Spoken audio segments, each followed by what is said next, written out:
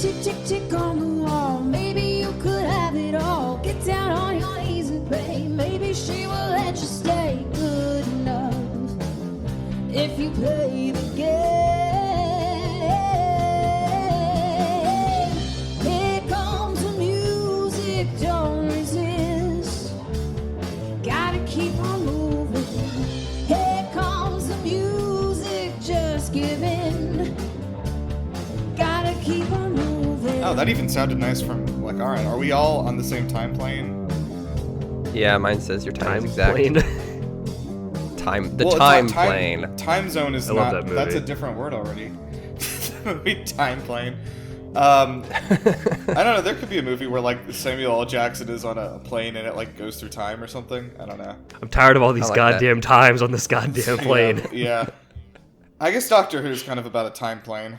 It Anyway. is actually, yeah. The TARDIS is absolutely a time plane. Yeah, for sure. How did I fuck up the Samuel Jackson reference? I said goddamn instead of motherfucking. How did I fuck that up? Well, you know, We all noticed for sure. Yeah, I definitely Mad I at think about myself. that reference frequently. So yeah, It's let's like see all what you say, actually. It's constant. It's kind of weird. Yeah. You walk into every room, and it's just... I'm tired of all these motherfucking people in this motherfucking room. It's like, we get it, Nero. Mm-hmm. Get it. Patrick, you said you had something you wanted to discuss at the beginning, or no? Nope. No. We could talk about. Well, actually, I did think about something actually, in that I know some people, at least in our Discord, are aware that there is a current drama happening of Nirav typing on his keyboard, and it's become an ongoing issue. My wife has pointed it out to me several times, and the best part of it being an ongoing issue is that now, like, if there's typing happening, I could just say it's Nirav. Yeah, This yeah. is Nirav typing right now. Okay. Nirav is just furiously typing on his keyboard, and no one would know. I'm holding a cat toy in my hands right now. Look at this. No, he's typing. Verify. Listen to his typing. I'm also typing I'm very gonna release loudly. a video. I'm gonna release a video of this, and you'll be able to see me holding this fucking mouse. No, With the Santa this is Claus Nirav hat. This is Nirav typing right now. Listen to this typing. Wow, Nirav, can you stop, please? No one will know. This is going to be the worst intro for your wife. She's going For to be Alexa furious. specifically, no, she's especially because in the Discord she said that if she wasn't having to watch the babe during recording, she'd be watching me like a hawk. And now for this to be the cold open, she's Yeah. gonna fucking kill me. Regardless, we now have. I'm going to be holding this cat toy in order to stop myself from typing on the keyboard absentmindedly. Wow. Due to my extremely severe ADD, which has sort of plagued me my whole life, and why they didn't like me when I was in school. All right. Oh, buddy, they didn't like you for other reasons. That's true. That's actually also true. So, what was I going to say? Okay, we're on to the next thing. This is a Court of Bros and Broses. This is the podcast that we're in. Jesus. Okay, we're here right now. We're in it. I'm meditating into it. I'm again on the time plane. Yeah, this is a Court of Bros and Broses. This is a podcast where three straight men are on their maiden voyage through Sarah J. Maas's A Court of Thorns and Roses. And so we are today on book 2. We are a good bit into it now. Are we like at the halfway point about? I don't think so. I think we we're just getting finished close to the halfway. There's like Yeah. 60 something chapters in it. Oh, there's 69 chapters in Yeah, it. We know right, that already we do know because it's that. funny, of course. So yeah, we're about- close yeah. to the halfway point. But yeah, we've absorbed a lot of information. A lot more book has happened in this book than the previous one. So I was not anticipating it. But anyway, I am joined as always by my co-host Patrick. Hello, I was the one who was not typing. Right, and Joe. I was also not typing. Hello, I'm That's Joe. true, except when Joe said it, he wasn't lying. I also wasn't lying. Joe is the guard that only tells the truth, and Patrick is the one that only lies. I finally saw that movie recently. It's amazing. What, is there Labyrinth? a movie about Labyrinth. this? Oh, Labyrinth. Yeah, Okay, Labyrinth. sorry. Yeah. Yeah. I forgot that was that. What a weird, like, I don't know why people liked it, like, legitimately. I'm gonna be honest, but it is very enjoyable to watch. It is Alexa. This is going to be just making Alexa enraged cold open. That's Alexa's like top 5 movie. She fucking loves Labyrinth. Okay, well, there's my hot take. Yeah, I guess there's so. the fan base I'm alienating. All right, Are we sorry, going- Alexa. Are we going after like David Bowie fans now? Like No, David Bowie rules. The Bulge is awesome. Yeah. But they should not have let him near a child during that, and that child looks visibly distressed the entire movie. he is a baby, and they asked the baby to act, and I don't think that really goes very well. Did you guys know David Yeah, the Bowie also made a 6-month-old video baby. game like in the 90s? Like he personally made a video game. Like He was programmed. very personally involved as a producer and like the story writer, and also was like in the game. It was a weird, like, I gotta look up what it was, but it was like a weird like point and click adventure game, like psychedelic thing. It was like mid 90s somewhere. Anyway, fun dude. Amazing. Yeah. Anyway, all right, let's talk about this book. I've heard a lot about it. I think in the last chunk of episodes we had a prediction. I think it may have been me. We predicted again that this is the time Tamlin would return, and yet again, Sarah continues to show us that Tamlin doesn't fucking matter. I think I'm losing track of the amount of times that we have predicted now. This is the time. This is when the Tamlin confrontation will happen, and it continues to not happen. It's great. It's great. We do get some more info at the end of the set of chapters here about what's going on back in the Spring Court, though. So we at least are we at least do circle back to that. So we're getting closer to being right. If we just keep predicting it, we will be right. Bad news. The game that David Bowie made was called The Nomad Soul, and do you know who made it? That's right, it was Quantic Dream, and he co-wrote it with David Cage. That sounds like a joke. Is that a joke? That's not a joke. It's a real thing that happened in 1999. Gosh, that's fucking hilarious. That's For insane. the listeners that don't know anything about video games, I also don't know anything about what anything he just said means. So Okay, I'm quick with you. summary, And I David- hear you, and I'm with you. David Cage is like one of the most notoriously misogynistic, shitty people in the world of video games, and he can't even get enough people to work at his company because he's such a toxic boss that literally everyone has quit. So anyway, He made the game more recently, like Detroit he's Become Human is the Detroit one that Become he did Human. before, so. Heavy Rain on the PS3. That's another one. Although it is funny if you Google his name, the Nomad Soul comes up as a recommended video game and not Detroit Become Human. That's incredible. Good work, David Bowie, on this one, and also for your work on the film The Prestige. Okay, so let's get into the book. All right, so basically we are like mostly this chapter I think is getting like Moore's like backstory. She's like because she's alluded to the fact that she's from like under the like the Court of Nightmares or whatever, like in that mountain underneath the palace there, and that she was born there and raised there and had to be evacuated, essentially rescued from it. But we get a little more detail here, and there's like some, I don't know, I remember like that. Okay, so they definitely get at like how gross it is that they're like, oh, all the young women's like virginity is closely guarded, and I was like, yeah, that's pretty gross. That also happens in real life. And Yeah. the thing that like kind of I was like that stood out to me was like, oh, but then like once like I hit my first period, then all my like magic powers came out, and I was like, what? But yeah, they basically like she was like really abused by her family, if I remember, and was like. I don't But, like, think I so. I think everyone universally is just. I think it's just like that Court of Nightmares culture is to sell off the women when as soon as they come of age. Okay, yeah. So it's like as soon as she became of age, and she was also like insanely powerful, and she like showed her powers very like publicly.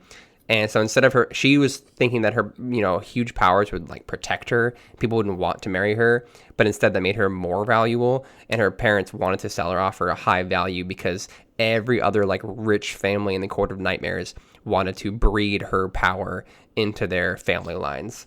And then she escaped, but she doesn't say how. She said that's a long story for another time. So it's a bit of a tease for like more story part 2, I guess. Yeah, at some It point. was like it's long and awful, but that Cassian and Reese Right. helped it somehow. Yeah, they helped rescue her essentially and get her out of there. And then of course like they kind of talk like Reese like recognized like that Moore had all this like very innate power and like gave her a platform to be her own person and everything. So that's pretty neat.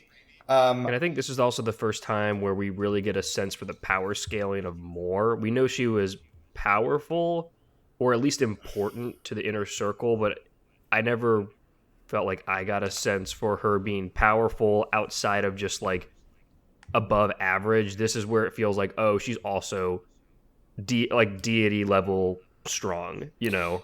Yeah, it almost feels like too convenient that like okay, so at first it feels like, oh, it's too convenient, like all of these like the most powerful people in the land make up this court of dreams, but then it's like, well, no, like Reese spent the last like fucking 500 years finding these people and assembling them into a team, and that's why like all the extremely powerful people are here. Not even just it's so convenient that the Avengers is made up of people who Exactly. are superheroes. Right. That is convenient. And it also is at Hawkeye. Yeah. Oh, God. Which one of this team is the Hawkeye? No one yet. They don't think. have a Hawkeye. Yeah. Okay, that's good. I mean, well, I guess if anybody decides to develop an app where you can, which is Instagram, but you can only talk to them, and then also makes a shitty album, then they'd be the Jeremy Renner of the group. That's true. But so far, no one seems to do also, that. Jeremy Renner of the group is so much worse than the Hawkeye of the group. Yeah, that's true. Also, Amryn is definitely the Hulk, right? Yeah, probably. She's got like a monster like living inside her that they cannot afford to let out because they don't know what it's going to do. There's an alternate universe in which Farrah didn't get powers that she actually is the Hawkeye of the group because all she knows how to do before having powers is use a bow and arrow. That's true. No. She was. But now she's like, I mean, really, if you think about it, she's basically got this fucking infinity gauntlet and doesn't really know how to use it. That's basically what's happened. Okay, so she's Hawkeye if Hawkeye gets the infinity gauntlet. What a bad movie that would be. All right. I'd watch the shit out of that. That's why people like you are the reason that Marvel What If show is still running on Disney Plus. You fucking piece of shit. Get out of here. I've only watched season 1. It's so bad. Can you imagine if not Hawkeye, but if Jeremy Renner got the Infinity What Gauntlet? if Jeremy Renner got the Infinity Gauntlet?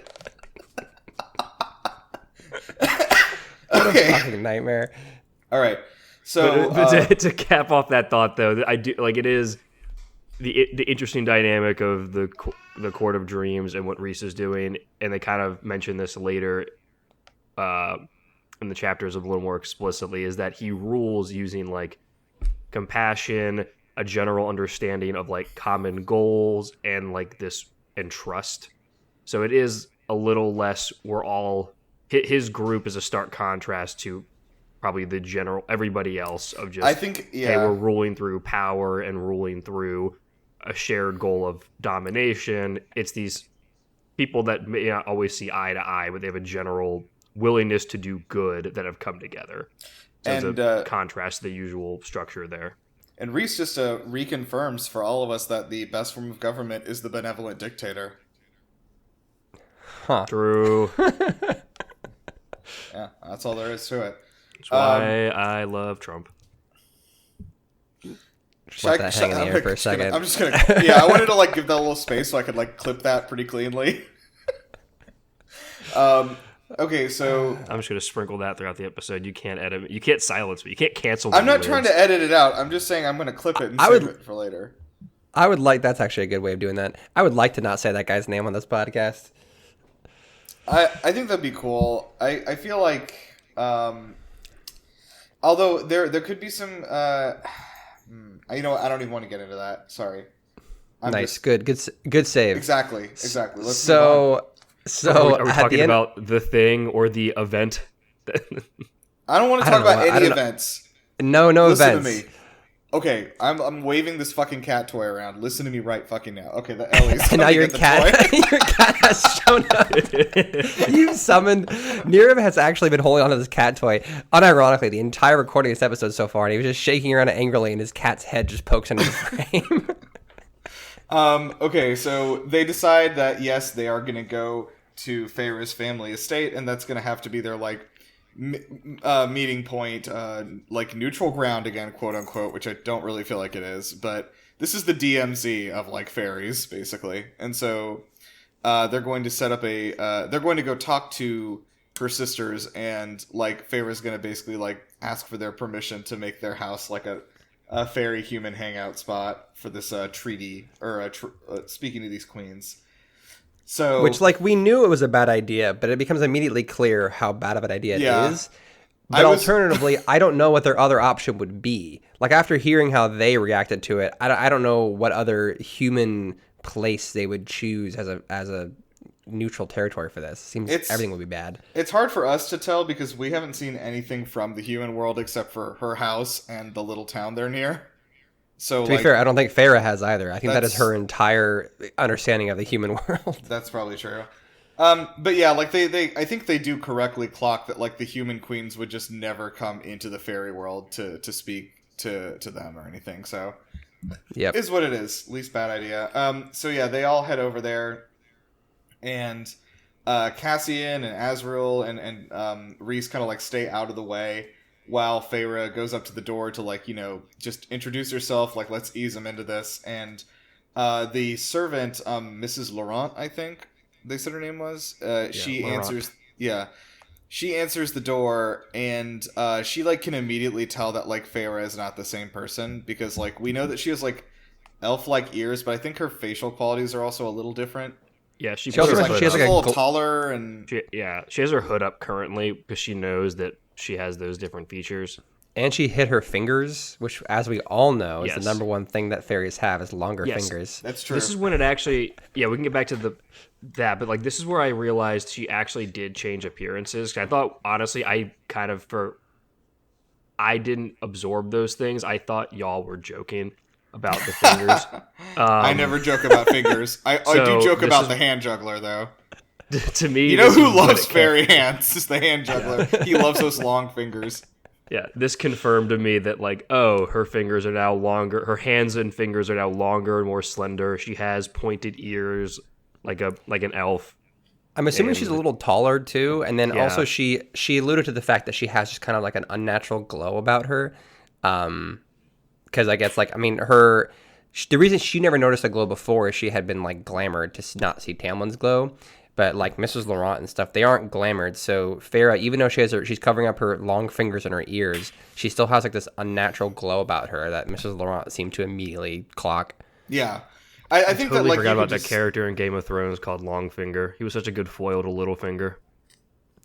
Come on, well, Longfinger, ironically, very small hands.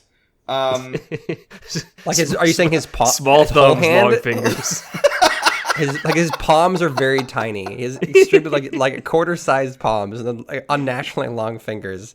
God, so yeah, that's creepy. Essentially, we can tell that like fairies immediately just look different than humans. And I guess there's like this is not new to this book. Like there's always this thing in like fantasy, even Lord of the Rings. They talk about the elves have this like ethereal beauty to them that like immediately sets them like the ugliest elf is still much more beautiful than the most beautiful human, you know? And it's like, they exist on this plane. They're kind of inspired by angels, if I remember correctly, from Tolkien. But, like, the idea, I think, is the same here, where, like, there is this unearthly beauty to all of them. And so they, like, she just, like, doesn't look the same. Like, look, it's hard for me not to imagine just, like, the thing they did in Twilight with the vampires where they just like yassify them. Yeah, I remember as soon as she opens the door, Miss Laurent covers her nose like Edward does. Like, oh, I can smell you. Yeah, so anyway, she does get let into the house because Elaine and Nesta, like, you know, see her and they're like, you know, both cautious, or I guess Nesta is cautious, but like, well, Elaine is like wants them to come in. Like, Laurent's like standing in front of the door, won't let them in, and Elaine recognizes Farah from the hall and like begs her to come in. Yeah. Demands Mrs. Laurent let them inside. And like a vampire, we know Farah can't come into the house unless she's invited. Yep, 100%. So, yeah, anyway, she comes inside, and Nesta is, like, obviously very, I don't even want to say that she's very cold, because she's just the same as she's always been, but... I mean, we got, in the last book, we got, like, a glimpse of, like, oh, maybe Nesta, like, actually does care about Farah, because she, you know, went off on her own to look for her, and she showed some degree of caring, but then immediately she's like, no, Nesta's still a bitch. She still is super mean. Yeah, I think part of this, too... Yeah, I don't know what this was because they thought that she was dead. So I don't know why she's so cold immediately to Feyre because they thought because Elaine died. cries. Elaine Elaine cries because she's like so happy to see her sister, even if she is different now, because they genuinely thought Feyre was dead. And Nesta was immediately like, "We thought you were dead. Why didn't you say it? Like, why didn't you say anything?" Like, it's more mad about like, "Why'd you let us believe you were dead?" sort of thing. Yeah. Yeah, this is like almost kind of character assassination for Nesta of her weird, granted, kind of rushed and forced, but it was a redemption arc in the making in the last book, and then she's just like, "No, I hate you again. I know you're back, and I thought you were dead, but nah, fuck you." Maybe she. It was seems happy. like her attitude is. Mm-hmm. I was saying it seems like sort of attitude is probably in the under the guise of protecting Elaine as well. Because we find out that Elaine is engaged to a super racist human who like, or at least her fiance's dad is like the number one fairy hunter in their town. Yeah, her fiance's dad is the grand dragon of the clan, essentially. Yeah, I mean, like, yes, that is correct.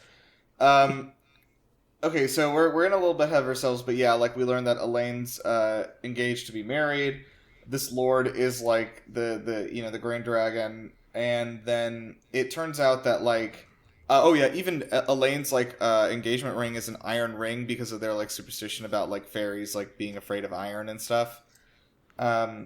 Which, if I remember, they reinforced again is not like a real thing. It's just a superstition. Feyre sees the ring and she's like, "This is meaningless," but the fact that it exists on her hand says like a lot about who the guys are. And then prior to this, she gives them, she reveals her appearance to them and that she's a fairy and gives them the whole spiel she reveals the remainder of book 1 to them and what happened to her. She even calls it book 1, which is really interesting. That was weird. It was a very meta in-joke from Feyre, but... Yeah, then I think she basically like tells everything that happened up until like... And then just kind of sugarcoats like the last bit of like, then I was with Tamlin for a while and now I'm working for Rhys in his court. Yeah, she told, like, she at least vaguely said like she broke up with Tamlin, but didn't want to give details because it was too recent it was difficult for Feyre to talk about because it's still like too recent and hard for her to think about. They're on a break. That's what Tamlin thinks. Tamlin thinks. It's just a break. She'll be back. We were on a break. But yeah, like, so after all of that, and she learns the whole story, Nesta is still like, actually get the fuck out of my house. And I was like, oh man, that sucks. But then Elaine of all people, surprising us, comes in and like actually gives like a very good speech about like, or at least I don't know about a speech, but she at least convinces Nesta to like give him a chance. Yeah, like hear them out and like think about this. Like, this is our sister, no matter what she looks like anymore. She helped us for years, gave everything to keep us alive when she was a human, and now also the emotional appeal and the logical appeal of, well, if we don't help her, it doesn't matter. There's not going to be a wedding, and we're all going to die. We have to help her regardless of whatever our feelings are on all of this. Yeah, I think that like it is interesting that Nesta or Elaine is like so practical because she's like been shown to be kind of like a little bit airheaded before, but like she makes like some good points that I think eventually, not right away, but eventually get through to Nesta about like, okay, well, none of your fucking wealth or status is going to matter if like the fairies actually come and invade and kill everybody. And I think so. Then I believe then like is that when like Rhys and everybody shows up? They're like, hey, as soon as Feyre gets like the reluctant thumbs up from Nesta and Elaine, then the three of the guys show up immediately. So they've been eavesdropping because they immediately show up without Feyre even having to call them. Yeah, so she's like, oh, I hope you don't mind. I brought my friends for dinner, and like 15 people just like walk in like, hey. Yeah, I mean, it sounds like it may as well be because the guys ever that they have ever seen that are like 8 feet tall and have wings show up. Yeah, like it may as well have been 15 people. It's these 3 absolute hossy dudes. Yeah, each one of them is like 5 as hot as 5 people. As 5 as hot people. 5 guys. So anyway, yeah. So Rhys and Cassian and Azriel show up, and they're like, "What's for dinner?" And so they all like sit down to eat, and we learn Or a little bit. Before they come in, they dismiss the entire staff. Oh, right. Not like permanently, but like they make some excuse and give them and give them a bunch of money and say, hey, go fuck off for a couple days. Like, like come back later. Like we're sending you home. We're busy. Yeah. And then everybody does leave, and they send the staff off, and so the Fae come in, and they sit down and have dinner, and they kind of talk a little bit about this again, which I remember is also a thing in Dungeons and Dragons, but like you can't like eat food in the fairy world, because once you do, then like all the food that you eat in the human world will just taste like ash in your mouth, which is something that Feyre now experiences. But then I was like thinking, as I was like taking a walk and listening to this, I was like, are like the ingredients not as good? Is this like one of those things where like people from New York are like, oh no, the different water in the New York public water system makes the pizza crust different? What? I don't think I've heard that. You haven't? No. I'm just saying, New York people, look, we've all had your pizza. You don't have to keep telling us about it. Other places also have pizza. Yeah, I mean, I guess, I don't know, the fairies put some sort of magic shit in their food to make it taste better. No, it's not magic shit. Well, it might be. I mean, it could be. Yeah, we don't know. Guano or something like that. Yeah, that's true. But yeah, they I don't know if it's like some sort of magic ingredients or if it's just being prepared in the fairy world makes it taste different. But like, this is an old trope that I've definitely seen before in other things. So I don't know. I was like thinking about it for a long time, and I was like, I gotta stop thinking about this. It could be that like stereotype how like in certain parts of the world they just don't, like in the UK or something like that. The stereotype is like they don't use seasoning. Oh, there's no like, seasoning. There's no seasoning. Everything is on their food. Yeah, exactly. So they don't use it. So like the humans just don't know they don't even know what seasoning is. They just cook everything, and the fairies have all these different interesting seasons and flavors. Ooh, yeah. That might be the case. And then with this too, this is also when I didn't really think about this, but when they first reveal, like, the food, it tastes terrible to them, but like as they're sitting down around the table, Cassian and Azriel can't put away their wings. Their wings are a permanent fixture on them, whereas Rhys is able to, I guess, just like dissipate his wings, which I don't know if that's a magical thing he's able to do, being half high fae, or if it's because like he's half high fae, half Illyrian, he's just able to summon them at will. Like clearly, that's what I figured it was. Yeah. I figured he was, because of he's half, he can summon them, which I don't know. Seems like I really was thinking. Yeah, the more in my mind, I was thinking like, oh, like all the Illyrians have wings, so like using magic, he can just basically disappear them. But his default state is to have them. I guess was my thought. I thought his default state was no wings, because then he'll bust them out as a fun surprise. Is the zebra black with white stripes or white with black stripes? We don't know. We'll never know that. We'll have to cut. We have to cut all the stripes off the zebra to find out. I realized. Well, which ones would you be cutting? White stripes or the black stripes? Which ones did you cut off? Whichever one you cut off first, you would have to check if there's another stripe under there. Okay, yeah, that's how stripes work, I think. Yeah. Mm-hmm. I realized that the wings were a permanent fixture because the house in the top of the Valaris house, so one at the top of the mountain, the chairs in that house are all designed for wings. Like they all have like interesting cuts in them in some way. I don't know how, but like I remember they were describing those chairs that they were crafted to take into account the Alarian wings. Yeah, and then so she even mentions here that like usually like they would use like stools or something that don't have backs to them because like it's very awkward. So they kind of have to like, I'm imagining they're having to like drape their wings over the back of a chair in an uncomfortable way is kind of what's happening here. Yeah, and they're also coming straight out of their backs. So they probably can't even sit all the way back. So I imagine these two very large dudes kind of sitting half on the chair, just like on the edge of the chair. It seems very awkward. Their marvelous asses can't even fit in the chair. And then, so Feyre is like not even trying to hide, or not. Maybe she doesn't realize it, but she's not. She's clearly showing a face of disgust about the food. Whereas, to their credit, Rhys, Cassian, and Azriel are all just like inhaling their food. Like they don't even seem to care that it tastes bad or whatever. But Feyre visibly reacts to the food being gross, and Nesta's like, "What is our food not good enough for you now?"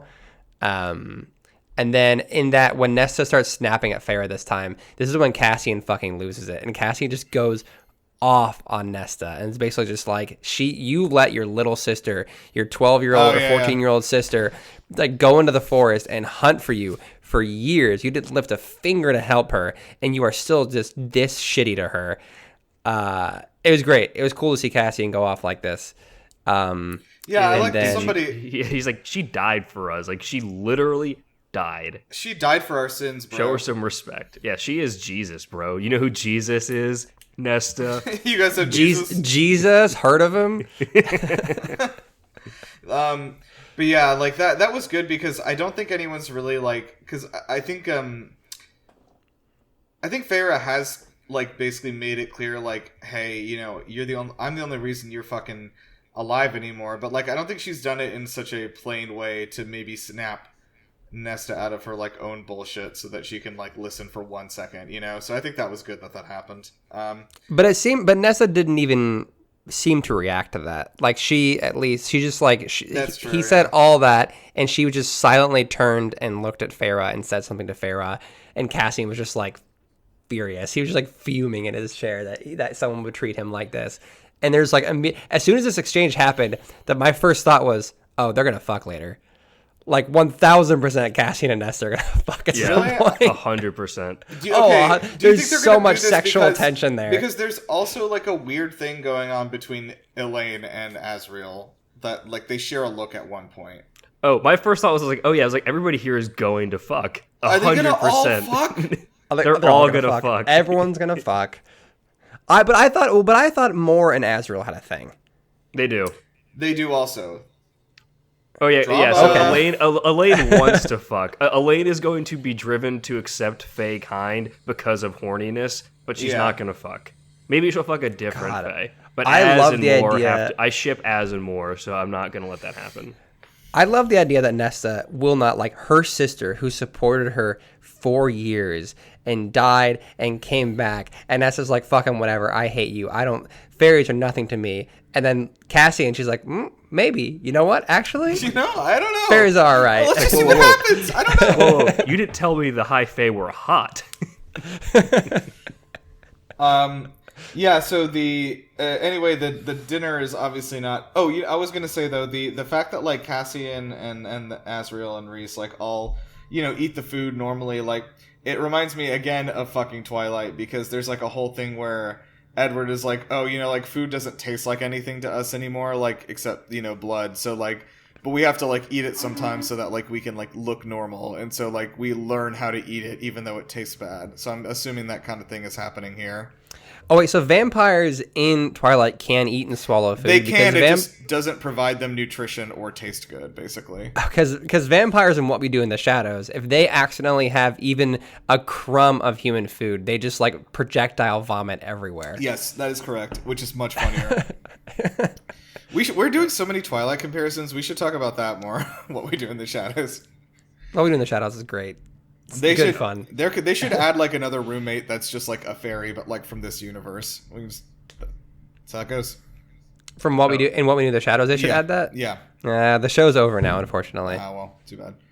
I do want to add that before the super fans come at me, I'm aware that Cassian and Asriel are not high fae. They are technically lesser fairies, because I think it's in these chapters they explain that there is intense fairy racism, because if you're not high fae, you're dog shit and you're lesser fairies, and it's just used as a general racism thing. They even explain that to Nesta and Elaine, who don't seem to care. They do not care at all about the racism. No, like, we have racism too. Nesta's like, that's nice, fuck you. She looks Cass in the eyes and is like, good. But they do talk about about all that stuff, and then Elaine, you know, says that they grew up hearing stories about like how the Fae are all like killers and they come and eat people and take them away and all that stuff, so like they don't know any better. And then also, speaking of not knowing any better, they talk about Claire Better, who was just taken away by Fae and was... I mean, ostensibly, they all know that she was taken. Like, we know that she was fucking tortured and burned alive and nailed to a wall. And so, like, they're like, and Rhys looks pretty... Rhys, like, she... Like, He looks Feyre a little looks at shooketh. Rhys during. He looks yeah, Feyre looks at Rhys during this, and Rhys is clearly just like, man, fuck. Ah, fuck, dude, that was me. But yeah, I like the I like that Elaine does kind of get this out, because I think that is something that like the fairies need to understand too, is that like people have been like raised their entire lives like to basically like around this conceit that like fairies are always coming for you and are always going to kill and destroy you and do, you know, God knows what to you if they can get you. So like, you know, excuse us for maybe not being, but Elaine does it in like a nice way of like, you know, excuse us for not being like so immediately receptive to this idea, because like we're from such a different place. So yeah, she did a good job at this dinner. I was surprised because she didn't talk a lot in the last one. Yeah, I was gonna say, like, I think we got more character from Elaine than we did in the last book. In the last book, she was kind of just like the quiet, like nice younger sister. Now she's actually kind of like more like growing a little bit or something. I don't know. She seems good.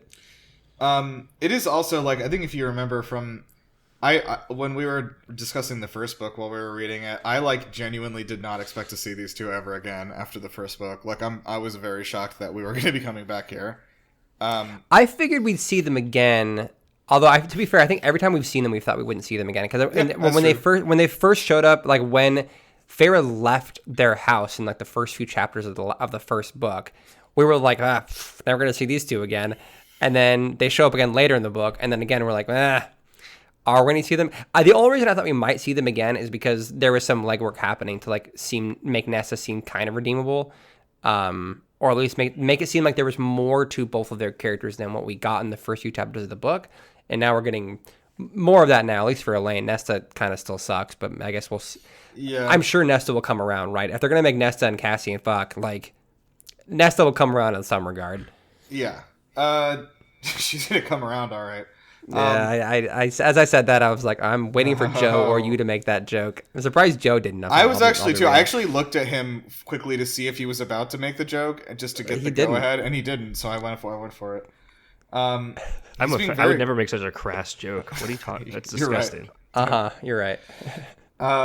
Okay, so Rhys makes some. Rhys and Feyre kind of are like, all right, well, you know, we put our proposal out there. You know, we fucking need to use this just as a meeting place, essentially, for, you know, meeting with the queens, because they're not going to come to the fairy world, and like a lot of shit happens that results over this dinner in them being like, fucking okay, fine, like. I'm doing this under duress, and Nesta's like, I want it noted I am under duress. But they do agree finally. And then dinner kind of just like after this dinner is like Nesta's like, okay, dinner's over. Yes, yeah, we're done. They agree to let them stay for one night, and then say like, okay, like whenever the meeting happens, you can do it here. But that's pretty much it. So. And then like Feyre makes a like room demands, basically like, all right, we need 2 rooms. We need 2 queen beds. we need two rooms that are like facing it, like that are touching each other, like that share a wall, and 2 queen beds per room. And I don't understand why they needed to be I don't know what the reasoning for this was specifically. Security, I think. Yeah, but they basically said like, no, we can't accommodate that request. And then we get a trope tease here, which I thought. It's one of Alexa's favorite tropes. Whenever it happens, she starts chanting it. It is what? the only one bed trope. So like, yeah, she starts chanting only one bed. One bed. Only one bed. So yeah, I wasn't listening to this with her, but I know she would have gotten a kick out of it. Because I thought of her immediately. So they get to Feyre and Rhys get to the room, and Feyre makes a comment that like there's only one bed, but it's fairly large, so I guess it could fit both of them. And I was like, oh my god, only one bed? No fucking way they're doing only one bed. Yeah. And then I'm like, only one bed, and then Rhys summons an extra bed. I'm like, what a fucking tease. I thought that was fun. Yeah, that does. Jeez, man. Yeah, I think that's a good trope. I feel like I've seen this in anime too. In rom-coms. Oh, it's an extremely common one. trope. Yeah. It's a super common trope. Yeah. But yeah, like they kind of sit down, and then it's sort of like when you're like, it's like at a sleepover. They're just like in the dark, like sitting there talking. Like, you asleep? No, are you? it's like then they talk a little bit though about like.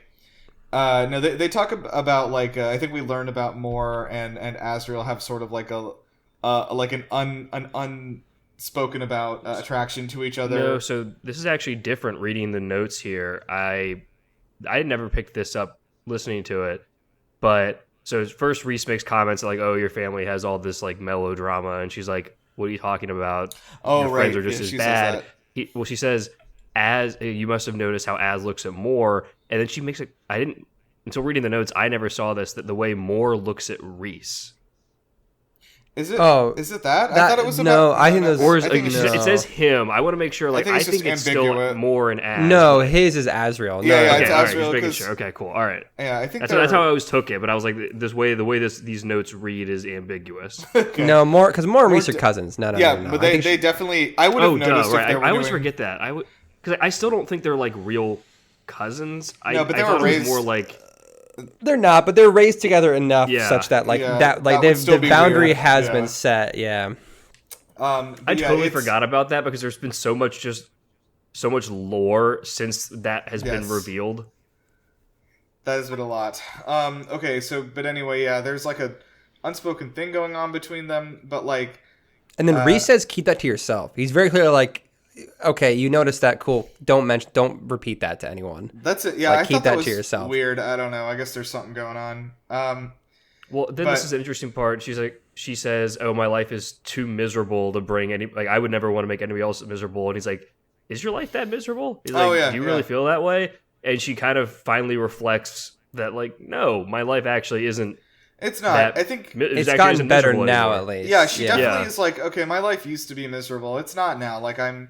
I have things where I can like seek contentment and satisfaction, and in fact, I can do that because Reese reveals that she's earning a salary, which I was like, you didn't know that you were earning money for your job? It's so funny. He's like, yeah, you're earning a salary. We already have a bank account set up for you. Like, I don't know why, but I laughed at the idea of a bank account in a fantasy world. It just seems. I mean, I guess it makes sense. No, they do. I don't know how. Fucking Game of Thrones, they have banks and shit too. I mean. But like the reason it sounded like the money, her pay is being directly transferred into her bank account. Direct deposit to her. Yeah, she has direct deposits, which is great because direct deposits usually take two pay cycles to actually kick in. So the fact that Reese got direct deposits to work immediately, the true magic. That happens when you're a king. I mean, we got you a 401k. There's a 5% matching contribution. You're hooked huge. up, Farrah. The Court of Dreams is a great employer. Their deductible on the health plan, it's only $500. How do they even manage that, dude? I don't know how they do that. I don't know how they do it. Great health plan, and it's fully covered for employees. Yeah. Do we think that they have universal health care in the fairy world? Yes, probably. And in the human world, it's all private healthcare. Okay. Oh no, I think in the Court of Dreams they have universal healthcare. I think in the Spring Court they have no healthcare. That's a good point. Tamlin loves privatized healthcare. Tamlin absolutely does privatize health. Yeah, I think Tamlin will in front of people use magic to cure a scratch on his own arm, but like let somebody bleed out on the street because he's like, it's just the way it's done. I know it just my dad did this. Tamlin's like, I don't make the rules. The free market will balance itself out. Don't you worry. People have to know that they can die, otherwise they'll just be reckless. Oh my god, fuck. I cannot believe you made me remember that was a thing. What? No, that was okay. What, no, it was what, healthcare? No. The fact there was some Republican running for president at some point who said something like that, like at a debate, like if people can get free healthcare for anything, they'll live their lives like too recklessly and dangerously. Sounds like Mitt Romney. I don't know if it was him. It was somebody it was the 2016 election though. Anyway, let's not talk about that. All right. I wish that was the only thing we were still talking about. Yeah, I wish that was the worst thing that happened. Yeah. Good old Mitt Romney. Oh, what a fucking loser. Well, but also, back to the book, I do think it's I found this part just weird to me, given what Reese has been through and seen, when he's like, oh, it was so hard for me to sit through that dinner, the way they never helped you and you had to hunt on your own for those years. Like, Reese, you've seen war crimes, bro. You have personally committed war crimes. You have had war crimes committed against your friends and your people. This is nothing, dude. I get you have to show sympathy, but like, this is some fucking incel shit. Get off yourself. I don't think he meant it like it was hard for him emotionally. Like he was like, oh, this is the hardest thing I've ever done. I think he meant it was hard for him to not like fucking lose it the way Cassian did. Like it was hard for him to just like sit there and be polite and quiet and not just like fucking tear into Nesta. Even that, I'm like, dude, you were a prisoner with Amarantha. Like, look, I get you care for, like, you are now developing, you have feelings for Feyre at this point, but still, dude, you have seen atrocities untold and committed them yourself. You shouldn't be that bothered where you were, like, white-knuckling a fork there, like, I'm gonna tell you what I think about this. Just, I don't know, it felt out of place. I don't Rhys know. contains I think multitudes. He does, and I think this is one of those things. Character. Yeah, I think this is one of those things where he's just like, oh man, I fucking let me at him, bro. Hold me back, you know. Anyway, so yeah, we kind of move forward, and Rhys and Feyre go training, and he has a fun exercise for her where he has a candle that he wants her to light, and then douse with water, and then dry the wick, and I guess light it again, and basically, of course, do that with all with magic, like using her elemental powers. And so, yeah, it's like that scene in Dragon Ball Evolution, that awesome movie. Why would you remind me? Have of you that? seen what? I've never watched Dragon Ball Evolution. Don't even worry about it, dude. It's not even fun to watch as like a joke. It's not. It's genuinely just a horrible movie. Oh boy, It's weird because that movie is so seared into my memory of like bad memories that I can even remember the taste of the food I was eating while I was watching it. It's like, so off-putting. Yeah. Anyway, just don't worry about it. I can't believe we mentioned fucking Dragon Ball Evolution in 2025. So anyway, she can't concentrate, and so she's like, okay, I need you to leave, and then she and Rhys start writing like magical little like flirty notes back to each other, which is so adorable. Is this okay? Sorry, I was like having trouble with this. Is this like she wrote a note and then the paper disappears and comes back, or is it? Yeah. Wait, this is during the training, texting. right? Yeah, they're like training. Texting. Yeah, they're texting. They are literally just texting. Yeah. Well, because originally Rhys is going to train with her, and then she's like, "Fuck off, I want to train alone." Yeah. But like, he's like, okay, sure, whatever you say. Feyre, this isn't part of a grand scheme or anything. Okay, but so Feyre even has the fun like reaction that people have of like sending like a risky text, and then she like throws her phone across the bed. You know what I mean? Yeah. Ooh, yeah. Yeah, what is like training stomach, Rhys... like legs flailing, just like can't believe I said that. Yeah. What is the exact text that Rhys, or not the text? What is the exact training that Rhys gives her to do? He puts like a candle in the snow. Yeah, and we like, just talked about light this candle. Oh man, I missed. I don't know why I freaking spaced out during that. Okay, well, yeah, we talked. That's how we started talking about Dragon Ball Evolution. I caught on Dragon Ball Evolution and missed the candle. So thing. you zoned out, and only were brought back to reality by mention of this bad movie. Yeah, there's a candle. She has to light it using fire. Put it out using her water powers, which I don't think we've seen her water powers yet. Just we assume she has them. She has them from the Winter Court, I think. Oh, we've seen the ice powers, so we're like by deduction. And then she has to dry it off using her air powers. Yeah, which is not how candle wicks work, but whatever. Yeah. No, it's like in an animated cartoon where someone's wet and you blast them with, like in the Avatar, you blast them with air. Yeah, now their hair is all frizzy. Yeah. That's basically it. So anyway, she's like, "Oh my god, what's he gonna say?" And then she feels like hands clamp around her mouth. And at first, I thought it was like Rhys doing like another bad prank. Yes. So did I. I definitely thought that was Rhys doing a horrible bit. But then turns out it's the fucking adder. He's back, dude. And he's as gross as ever. The snake man. And I was like, how did he grab her? He doesn't even have arms. I was like, what? Anyway. Wait, did you still think he's a snake? I know the snakes have tiny. I'm defending the snakes in Elden Ring have little tiny arms and little legs, like a T-Rex, like T-Rex arms. Yeah. Anyway, so the adder shows up and he's like, I gotcha, ha ha ha, I got the jump on you. And then Rhys does appear pretty instantly again because he does have that like mental connection to her. Except I think in my headcanon, like Rhys like appears there because Feyre doesn't text him back after 13 seconds and he like freaks out. I think you were giving Rhys too much of Tamlin vibes. You're right. Sorry. But anyway, yeah, he shows up and of course, pulls the adder off of her and he binds it to a tree with his powers. And then he's like, "Who sent you? Where were the other drugs going?"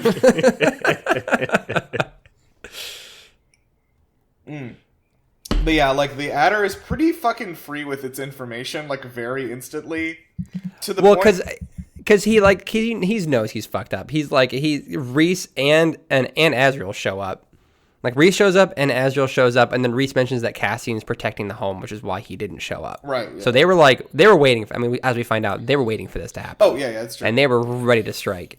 But and also the adder has personally seen what Reese has done for Amarantha, so he's like, oh no. Well, it's kind of like Dean in Supernatural. He's like, oh fuck, the really famed torturer is now being used against me. Oh shit. When you said Dean, my first thing my mind goes to is Community. She said it's kind of like Dean, and before you said it's Supernatural, I said from Community. He's gonna do the peanut rabbit. He's gonna do the fucking. And to think I trusted you enough to pilot that magic carpet in my dream last night.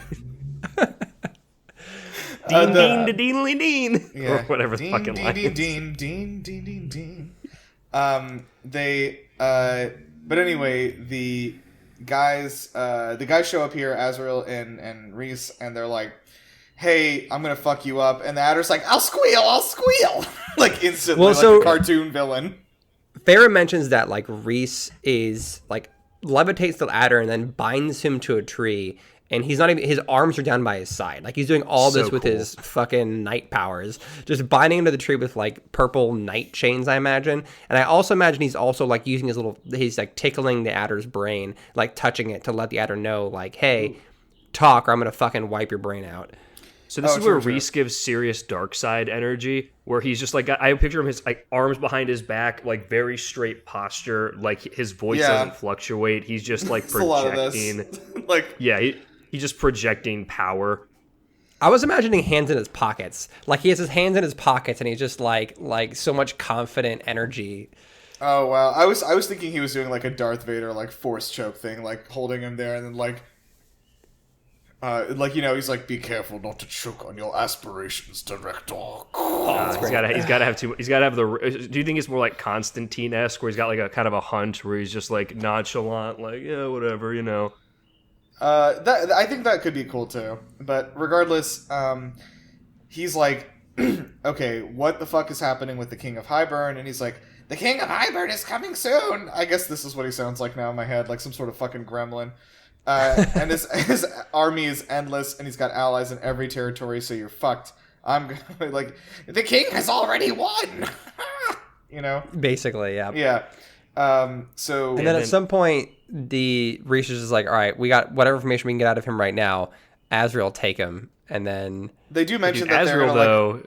Azrael shows up, and he's just got that deadpan, like just nothing look in his just like. I picture he's just like got black, like he's just got like black eyes, just nothing in the face, and it's just like, oh, I'm fucked. Like Reese is scary, but this guy has like nothing. It's like there's nothing behind the eyes with this guy. He's gonna do some horrible shit to me when he gets his tools. So he does take him away. Azrael takes the adder away to imprison him and torture him, which we'll learn about in a little bit. And Farrah is like, Reese, you again used me as bait. Well, like she asks, like, hey, you were here quick. What's up? And he's like, oh, we knew the adder was tracking you. We just didn't know how. We were waiting for him to strike. And Farrah's like, you fucking knew this was gonna happen. You didn't tell me. You like intentionally, knowingly used me as bait.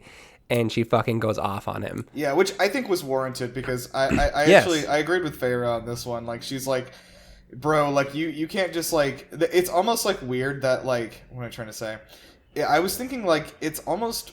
Like Reason like is overestimating her and is like, oh, I could use her as bait, she'll take care of herself. It's like, well, she's still not ready to like fucking, you know, be 100% on her own, like manifesting all these like abilities and stuff. So like, I think it was less so her physical capabilities and more so like she keeps getting used by people, I guess that's it. Yeah, and she's not being like informed of what's happening. Like all she's asking is for honesty, and she even says like, if you want me to be a part of your court. Like, you have to be honest with me about this shit. You can't just keep hiding stuff from me and keep doing, like, using me for stuff. Like, if you want me to be here, let me be a member of your team. Like, this isn't this isn't how you treat me. She's like, if this is how you want me to be a part of your team, then I'm fucking out right now. I'm done. Yeah. But to get to that point, though, it's even better because first she pushes him and is like, oh, fuck, I forgot I have powers. And he's like, yeah, you keep forgetting your fucking powers. But then it gets into this quick chase scene where he's like winnowing away from her. And she's like so pissed off trying to catch him that she figures out how to winnow and like manages to predict his movements and winnow and catch him and pin him down. Which is when using her claw. She has claws out too at this point. Yeah, she had like her. She had the Tamlin claws. Fucking cutscene with QuickTime events playing for a winnow. Yeah, when she winnowed, I was pretty hype about that. I was like, that was cool, hell yeah, we got there. Because we also get we get her view of this where like she sees like into the winnow realm where she sees like in slow mo, like time slows down and she sees Reese disappear and his shadow like moving between the realms, and she can predict and see where he's going to end up. And then she pins him with her claws into him. Yeah, she and I think was it before this? Yeah, the Speed Force, absolutely. Was it before this or after this? That I think it was before this that triggered her. That Reese said like you forgot. Specifically, his wording was you forgot how to defend yourself, or you forgot how to fight, or something like that. And then like she kept like repeating that in her head, like you forgot how to fight, and she's like, yeah, I did forget how to fight, like. She's mad that he said that, but also like that kind of hits hard. Yeah. It's not. And then, well, it's not as much like forgetting how to do karate, but yeah, I agree. Yeah, like she forgot how to like, like fight for her life, basically. Like, like she was doing before she was even before she had any contact with the fairy realm, like she was doing. Yeah, back it's then. the kind of the agency that's been taken away from her by Tamlin, and then allowing herself to believe in that lack of agency is what really pisses her off, and then drives her into this, drives her to that rage too. It hits hard. She's like, yeah, one, fuck you for doing this, but then two, you're right, and that was a way more personal thing than you realize that you just said. Yeah. Which I like this moment that they have because I feel like Reese has still been a little bit flippant about like not informing her about everything he's doing, because I think this is the third time he's like not informed her about exactly what his intentions are in some sort of thing with her, and like I'd like that she like puts her foot down, and I do feel like he's gonna like not do that again. I hope so. Yeah, I mean he like after realizing how, because I think he was very flippant about it. He was like, yeah, I use you as bait, it's fine. And then after he saw how like genuinely hurt she was and how pissed she was about it, he like actually apologized. He like seemed to have given a very, very sincere apology. But then Pharaoh in her head is just like, I wonder how often he apologizes. Like how often does he do this and then need to apologize afterwards because he doesn't think before he just acts. I know somebody else who makes a lot of mistakes and apologizes frequently for them. You shouldn't drag Joe like that on the podcast. I don't apologize. Fuck you. That's true. Joe's never apologized. He condemned the entire nation of Canada. I didn't apologize. I'm just following, our glorious dictators. No. Our benevolent dictator. Cancel me, you fucking libs. You know what? What is this? 1984? I'm committing mind crimes. Shut up. So we're too deep into this. If you go down, we're going down with you. Okay, so she's like, don't ever use me as bait again, right? And they're like, all right. And Reese says, like, let's go home. And she notably is like, Valaris is not my home. And I think that she also takes a second to be like, where is my home? And I'm like, bro, I don't know. Yeah, and that bothered Reese, too, for her to say that Valaris was not her home. He seemed hurt by that. He was like, yeah, but fucking, she's been there for 4 days. So, like, chill out, maybe. She'll get it. Yeah. She'll get it. But, so we learn about what's happening with the adder. So Azrael's been torturing the adder for information, and Pharaoh's like, okay. Well, we get this from Reese doing another, like flashback memory sequence. Like, they go back to Valaris, and he, like, lets her into his brain again. And we get all this information from his point of view. Via a flashback. Yeah, which was cool. And in his point of view... Oops, sorry. Oh, go ahead. I was just going to say, it's cool that it's like in first person from Reese's point of view. That was an interesting little thing. Yeah, so but I think basically what you're saying is that Reese gives Feyre a brain. Gives her brain. That is a colloquial term for a blowjob. Okay. That is not one I'm familiar with, but I'm glad that we know now. I guess. And our listeners can be educated. Yeah, I'm glad we continue to be an educational podcast for everyone. But notably, doesn't really because make sense in this case, but close enough. Notably, because it's like a first person, like from Reese's point of view, we get a lot of his thoughts as well. And like his thoughts, including like, oh man, I fucked up with Farah. Oh man, I feel so bad. Why'd I do that? But then part of me cynically is like, okay, when this scene was happening, he knew he was going to have to show her this vision later. So was he intentionally thinking these things so that when Farah is experiencing this memory later, she is seeing him being sad about, like, feeling bad about using her like that? That's kind of insane. I feel like that's a level of manipulation I don't want to get on board with. No, I don't think he would do that. But that was just me cynically thinking that. Yeah. No, I do think, because I think, Patrick, you had said this, that if Reese was to continually take advantage of her, it wouldn't be a good foil to Tamlin. That it just wouldn't be satisfying to consistently have this happen as from a narrative standpoint. So I don't. Yeah, but every book she has a new man because the man from the previous book ends up being shitty. Yeah. Yep. All right, let's see here. We've got the last bit here, of course, is like us seeing Reese's like vision of what they did, because Reese is kind of like doing like hanging against the wall while Asriel's kind of doing his thing and kind of like watching with the adder. So basically they're like, hey, what the fuck are you doing here? And the adder is like, look, the king just told me where she was. I don't know how he knew, and I came here because I was told to do that. Like, I'm just following orders. Which we know is obviously absolves him of any guilt. But anyway, the adder kind of is like trying to get into Reese's head, and he's like, "Oh, good luck trying to keep her." Sorry, good luck trying to keep her. And so, yeah, Tamlin. We learn a little bit about Tamlin finally, what's going on, and all that we learn is that he's shut the borders of the Spring Court like entirely, and all of the adder's like contacts and the king's contacts, I guess, inside the Spring Court have gone silent, and it's like a complete fucking lockdown, which is interesting. But also is when I heard that, I was like unsurprised also, I guess. Yeah. So. And that everybody, like not just Tamlin, everybody knows that Reese that Farah is with Reese in like the court. Specifically, the wording was like that Reese took Farah is like the narrative that seems to be spread amongst the fairy realm right now. Which is technically true because she was in like a catatonic like avatar state where he did she was physically taken from the Spring Court.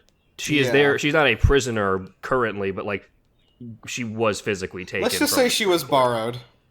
Yeah, but I mean, but not be returned. But the wording of like, yeah, she was taken. Yeah, the wording that she was taken helps inform the next thing she does, which not to jump ahead. The general sentiment, I think, in the fairy world, like if people are talking about the drama, is that Reese took Tamlin's wife, basically. Like is like what people are fiance. Come on. You can take somebody's fiance. They're not married in the eyes of the Lord. Jesus can't get mad at you. What? Who are you imitating right now? What person is this? I don't know. So the last thing in the memory before the memory ends is like, doesn't Reese tell Asriel to just like cut his legs off? Oh fuck yeah! Cut off his snake legs, shred his wings, and then like dump him into the ocean and let him float back to Hybern. And I was like, fuck, dude. I don't really. Wild. How is he gonna survive that? Because like, I don't know. I guess you could just like. Yeah. I do also love it in here. Like, there's this internal monologue too, where he's like, "I want to fucking kill this thing." He's like, "I have, for everything it's done to Farah, to me, I want to fucking murder this thing, but I also want to send a fucking message to the King of Hybern, and so I'm just gonna fuck this thing up and put its half-living corpse on the coast of Hybern," which is very. I was kind of thinking, I was like, this is pretty Batman of just, you don't kill anybody, you just fuck them up beyond recognition, and then you just leave them as a message, just to be like, look what I can do. Yeah, it's about sending a message. So yeah, Farah finally is like, okay, it's time to move on, and I am going to sit down and I'm going to write a letter to Tamlin, and I'm going to let him know that I am thankful for what he did for me under the mountain and before that, and I have left of my own free will. I'm safe. and I'm not going to be coming back. Like, this is my decision.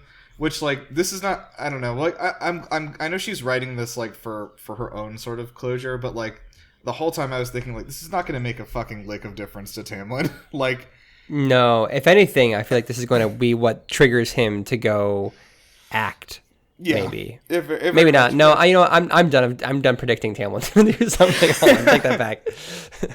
The only thing I did also think my first thought was his first thought was gonna be like, wait, when did she learn how to fucking read and write? What the fuck? Well, they mentioned that in there. Was like, okay, like she's, you know, she has difficulty writing it, not because like it's like, okay, she's like literate enough that she can like sit down and write a letter now. Like she understands how to do that. The difficulty she had in writing this was not due to her literacy, was due to like the emotional. Yeah. So, then at the night court, you know, Feyre is like asking about the tithe, and they're like, the tithe, that barbaric practice? We don't do that here because we're better than them in every way. And they look directly at the screen. Amren's like, I'm assuming it sounds like the spring court does that. Yeah. But and then Feyre's like, yeah, I don't. She's like, I don't want to talk about it. Yeah, she's like, I don't want to talk about the tithe. And this is where Patrick was 100% right in his prediction. About the necklace being a placebo? So was that? I knew one of us said that. I couldn't remember, but yeah, that was 100%. We were 100% on the nail there.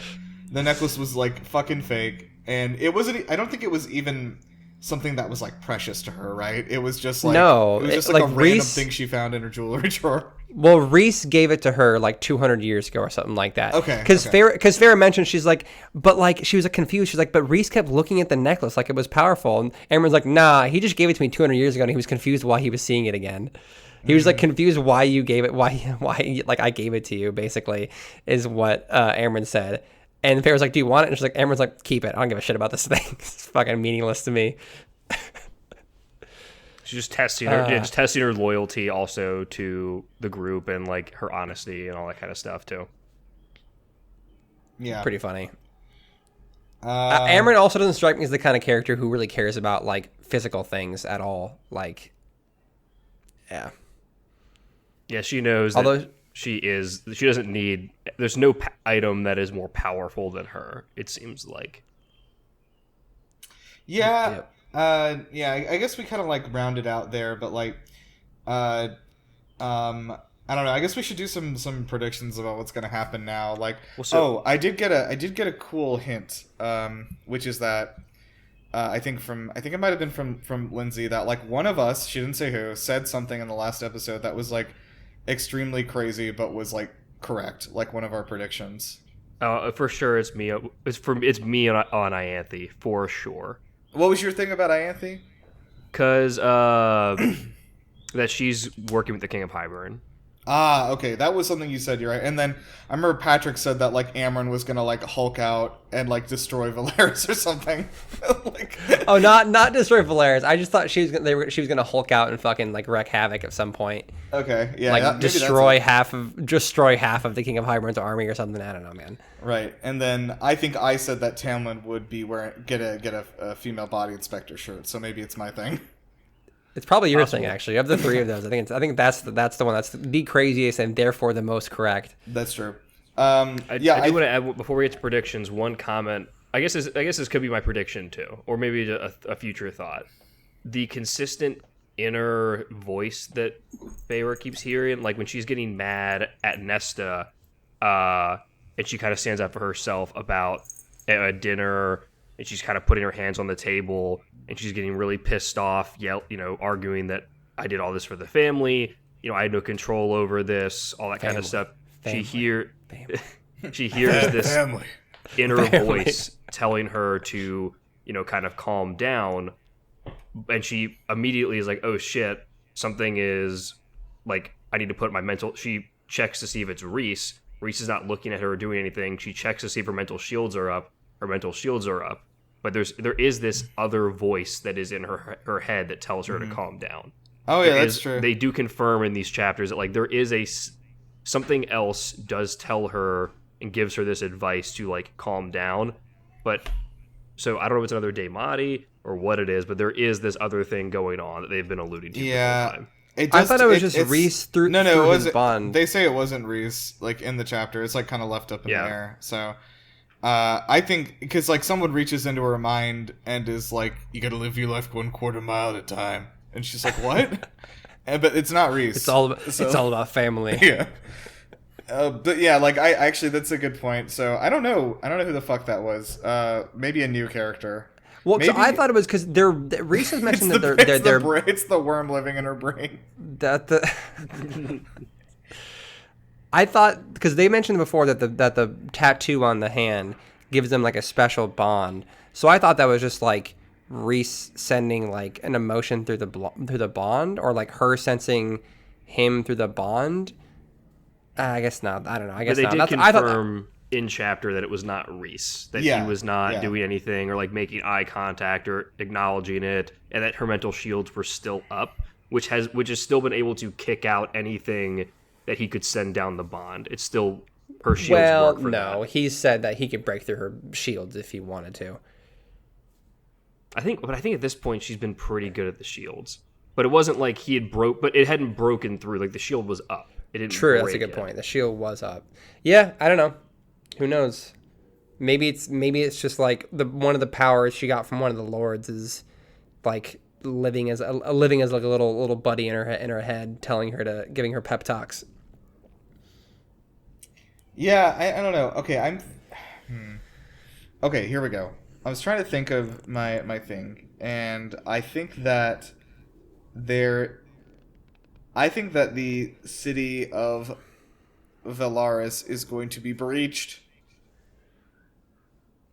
Is this a long-term thing? Sorry. Or sorry, let me think. So immediately I'm actually still holding on to my old prediction from maybe a few episodes ago that I think that even though Tamlin has shut down like all communication in and out of the Spring Court, Lucian is going to find a way to try to speak to her, and like even if he's like fucking undercover or whatever, like he's going to find a way to talk to her and be like, Feyre, like things are real fucking bad right now, and then like tell her what's been going on since she left, and like we'll like learn about it that way. And he's like, you gotta fucking come back, you're the only one who can like talk sense into him. And she's like, I'm not going back there. That's what I think's gonna happen. That's a good point. Like she goes back there to rescue her friends, not because of Tamlin, to like save the Spring Court. Yeah, that kind of was what I was getting at, was like, because I think that we've all agreed that she's definitely got to go back there before the end of this book.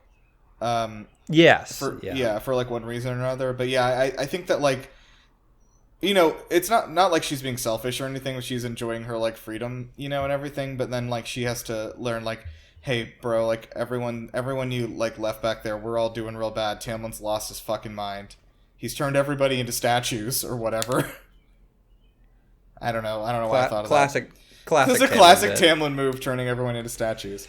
But yeah, that's just my thought. So I don't know what you guys got. I think that at some point they're gonna go back too, because also that like water wraith creature owes Feyre a debt. That's true. That's gonna come back around at some point. Very much come back around. Yeah. I don't know what that's gonna be, but might be next book, but I don't know. We'll see. That's something I was thinking about too. The next book is like technically like the third book is like the end of this trilogy. Yeah. So I don't think the King of Hybern conflict's going to end in this book. No, it certainly But there will won't. be some conclusion of some sort. Like what is the resolution we're working towards in this book? Is it like a conflict with Tamlin? Is it like just a lie? Is it just uniting all the courts together? Is that the kind of the conclusion of this book? Unite the courts. Sorry, Joe, what were you saying?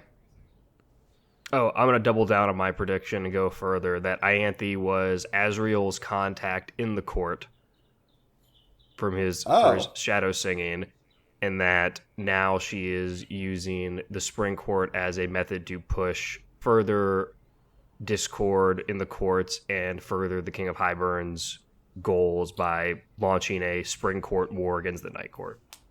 Wait, hold on. You're saying Ianthe was Azriel's contact, so Ianthe was knowingly giving information to Azriel? Yes, because it would be a thing that she would do to play both sides until now that she sees that the right way to go is to double down on the Spring Court allegiance and So stop that it's giving the information. Ianthe. I don't think Ianthe, because Ianthe like fucking hates the Night Court now. Like, I doubt she'd be. I doubt Azrael would contact Ianthe after everything that happened with Reese. I don't. So you think Ianthe is that like that meme from It's Always Sunny of like I'm playing both sides, so I always come out on top. Yep. I think you made that same joke last episode. It's very Except possible. with respect to Ianthe playing King of Hybrid. We talked about Ianthe playing both sides of like not Spring Court and Night Court, but Hybern and Prythian. That was what my thought still is. Like, I don't know about like Ianthe and Azrael working together, or maybe like long in the past or something. But like, I definitely am like starting to think that there's like they're gonna kind of pull that out as like a little twistaroo for us. Like, so I'm like I think I'm like 40% on board with the Ianthe is working with the King of Hybrid thing now. I like the idea of Azrael's contact in the Night Court being Alice. That would be fun. Their names both start with an A. So That's true. They have an innate connection to each other. Huge. That would be good. Man. Okay, cool beans. Well, yeah, let's. Or what if it was Lucian? I mean, Lucian seems like the best pick, right? But I don't know if... I still don't think that Lucian is in a position that he would, like, betray Tamlin. Yeah, I feel like he wouldn't go behind Tamlin's back. But... He seems like the kind of guy who would rather, like, die fighting for Tamlin even if he knows it's the wrong thing to do. You know what I mean? Maybe. I don't know. But we do like Lucian, right? We like, do, yeah. Like I think it's just that we're gonna see whenever he comes back around. I mean, like I think and we learn what's been going on at the Spring Court. Like I think we'll see his like loyalties are being tested, and I think probably more towards the end of the book he might have to make a decision. Like yeah, Lucian's gonna flip for sure. If Tamlin doesn't have a redemption arc, where I don't think him and Feyre are not getting back together. No, certainly not. No. But like, I think he could still like not be a bad guy. Yeah, he needs to have a redemption arc. Otherwise, like, what does the Spring Court look like in the war against Hybern? Like, the Spring Court is such an important ally against Hybern. Like, he needs to have some sort of redemption arc in some capacity. I just don't know, like, what that looks like. Because Tamlin is the second most powerful High Lord. I think that's been established. That I after think that's Reese, correct. he's the next most powerful. So they do need the Spring Court on their side for that reason. Yeah. I don't know. I think that will be interesting. But like, I'm hoping that there is like some sort of thing for. I'm worried that like Tamlin is like kind of not gonna be. What am I trying to say? Is Tamlin going to be the kind of person that is going to, like, just out of spite and anger about, like, Feyre leaving him, like, hurt his own people, like, specifically? Or, like, is he going to, like, try to rally? I don't know. I don't know if he would hurt his own people. Not, like, betray them to the king. I'm just saying, like, whatever, figure it out. Like, I'm not going to help you people, like, or whatever. I don't know if he'd go that far. Yeah. This is what I was trying to say. Like, would he be so blinded by his like anger and hatred about this that when it really comes down to it and the Night Court is like, we fucking need to team up with you, Spring Court, to fight off the king, like he's gonna be like, no. That's kind of what I was getting at. Yeah, I think I agree with that. I think he's gonna be very stubborn to try and convince to the Night Court side because of his bitterness with both Reese, and now like doubly so now that Reese has Feyre. Like, I can't imagine, like, Reese is the number one other like High Lord that Tamlin hates the most, and now he's also stolen in Tamlin's eyes, stolen Tamlin's girl. Tamlin's gonna has a double reason to hate Reese now, so it's gonna take a lot. Yeah, and in this scenario, when they have this confrontation of like, hey, Tamlin, I need your help. This is all going on. Ianthe, because I think she's working for the King of Hybern, will for sure get in his ear saying, this is a trick. He's just going to, fuck you over, whatever, so that to avoid whatever she can do, or do whatever she can to avoid them making an alliance between these two courts. That's a good point. She does not want any of the courts to come together. Nice. Yeah, that's true. This is interesting. I'm actually, the more we've talked, I think the more I'm getting on board with Ianthe being a villain. It's interesting. All right. Okay, well, I guess we'll kind of close it out here. Thank you guys for listening. remember to tell your friends about the show. Oh, also go and rate us on Spotify. Spotify's done like a bunch of crazy overhauls on their podcast stuff, but they have, if you don't know, they have comments on episodes now. You can leave your thoughts on each individual episode, as well as liking individual episodes, and then also leaving a rating for the whole show. So please go ahead and leave us a rating if you like the show. It makes a big difference because it changes how quickly we show up when you're typing in the app. So yeah, we're on all the podcast platforms though. So whichever one you like to use, we're there. Thank you guys for checking it out, and I guess that's about it. We have our theme songs, Red Queen by Parachutes. Go check them out. Also on Spotify. Oh, another thing they do on Spotify now, if you're listening to us there, if you scroll down while you're listening to the episode, there'll be a list of links of other things in Spotify that I can like leave buttons that'll send you to immediately. So I've been doing that, I think, the last episode or two. So like, if you just scroll down, there should be a button you can click to just go to the page for Parachutes on Spotify. But additionally, I think I linked the Dark Souls soundtrack in the last one. So anyway, that's a cool little feature. So check that out. But yeah, that's about all we got. We'll be back. And do you guys have anything else? Yeah, I gotta think of one thing. Keep on trucking. That's it. That's what it was. Keep on trucking. Support your local bookstores. Tick, tick, tick, tick on the wall. Maybe you could have it all. Get down on your knees and pray. Maybe she will let you stay good enough if you play the game.